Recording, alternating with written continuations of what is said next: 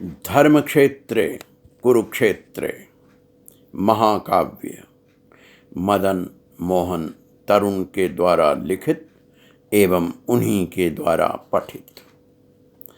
पांडवों का नया अवतार भाग 37। जैसे ही बीतने लगा पांडवों का 12वां वनवास का वर्ष, 13वां था होने को ही आरंभ।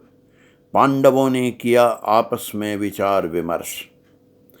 कहा युधिष्ठिर ने, वैसे तो हैं कुरुदेश के आसपास पांचाल, चेदि, सूरसेन, दशार्ण, नवराष्ट्र, मल्ल, शाल्व आदि अनेक जनपद, किंतु इनमें मत्स्य देश के महाराज विराट का जनपद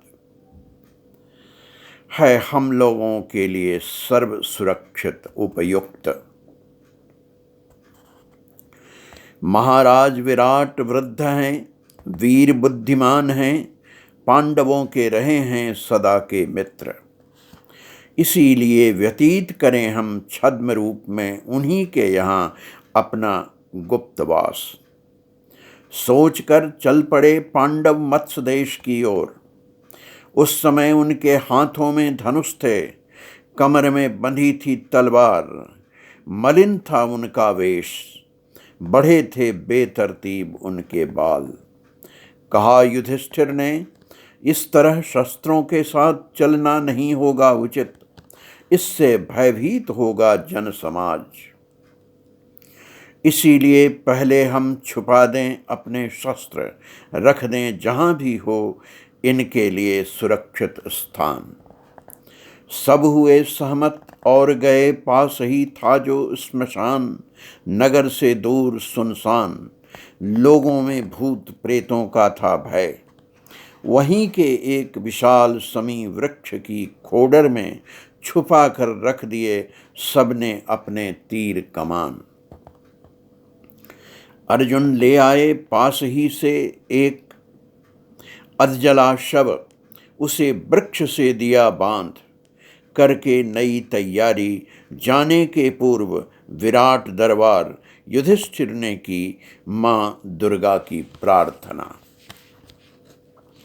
हे इच्छानुसार रूप धारिणी, हे माँ वरदायिनी, हे सच्चिदानंदमयी कृष्णा, हे प्रभात की लाली सी दिव्य, हे पूर्णिमा के चंद्रमा सी आह्लादिनी। वर की मुद्रा में है आपका एक हाथ, हे अभयकारिणी, आपके एक हाथ में है विजय ध्वज। एक में कमल, एक में घंटा, एक में त्रिशूल, एक में रक्तपात्र है। हे निर्वस्त्रा, हे काली कराल बदना, खुले हैं जिसके बाल। हे विध्वंसकारिणी, हे रक्षामयी, रखना इस बीच माता हम सबों का ख्याल। प्रार्थना पूर्ण होते ही मन हो गया अविकार। था यह संकेत, प्राप्त है अब हमें देवी का आशीर्वाद। जब पांडवों ने की नई तैयारी, सबने धारण किए नए नए रूप, नए नाम। सब उपस्थित हुए महाराज विराट के दरबार। कहा युधिष्ठिर ने करबद्ध होकर, नतशीश और विनम्र, महाराज हम हैं महाराज युधिष्ठिर के सन्निकट सेवक सहयोगी। जब दुर्योधन ने छल से लिया उनका सब कुछ छीन और दे दिया वनवास, तब हम भी चले आए उन्हीं के साथ साथ। किंतु जैसे ही बीता 12वां वर्ष, आया उनके गुप्त प्रवास का समय। वे न जाने कब कहाँ चले गए द्वैत वन में हमें छोड़। हम आए हैं आपके आश्रय में, हमें दें सेवा का अवसर श्रीमान। अब तक नहीं और आते पांडव पूर्ण कर अपना अज्ञातवास। जब तक लौट नहीं आते पांडव पूर्ण कर अपना अज्ञातवास। फिर बोले युधिष्ठिर, महाराज मैं हूँ कंक, जुए के खेल में कुशल, जानता हूँ गहरी से गहरी चाल। महाराज युधिष्ठिर का जुआ प्रेम था सर्वविख्यात, मैं ही था उनमें उनका सहायक। कभी नहीं हारते थे यदि शकुनी ने नहीं किया होता जादुई पासे से अपना छल भरा खेल। सुनकर कहा महाराज विराट ने, मैं देता हूँ आपको आश्रय सम्मान, आप रहेंगे सदा मेरे ही पास। फिर आए सामने महाबली भीम।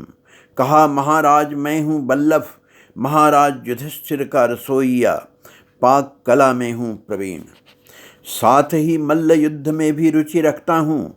भोजन आपको परोसूंगा सुस्वादु, और करूँगा मनोरंजन आपका विकट से विकट मल्लों को पछाड़। नियुक्त हुए भीम भी ससम्मान। नकुल ने बताया अपना ग्रंथिक नाम, अश्व प्रशिक्षक के रूप में मिली उन्हें नियुक्ति। सहदेव ने अरिष्टनेमी बताया अपना नाम, गौशाला के वे हुए अधिकारी नियुक्त। तब आए अर्जुन पुरुषवेश, किंतु नपुंसकों सा स्वभाव। पहने थे साड़ी, लचक भरी थी उनकी चाल। नाम बताया उन्होंने अपना बृहन्नला। बोले मैं नाचती हूँ, गाती हूँ, वाद्य बजाती हूँ, कुशल हूँ इन सब के प्रशिक्षण में। सेवा का मुझे भी अवसर दें महाराज। कहा महाराज विराट ने, स्वीकार है मुझे। तुम दोगी मेरी पुत्री उत्तरा को नृत्य गायन वादन का ज्ञान। फिर मिली द्रौपदी महारानी सुदेशना से, नाम बतलाया अपना सैरंध्री। कहा मैं महारानी द्रौपदी की सहेली हूँ निपुण श्रृंगार की समस्त कलाओं में।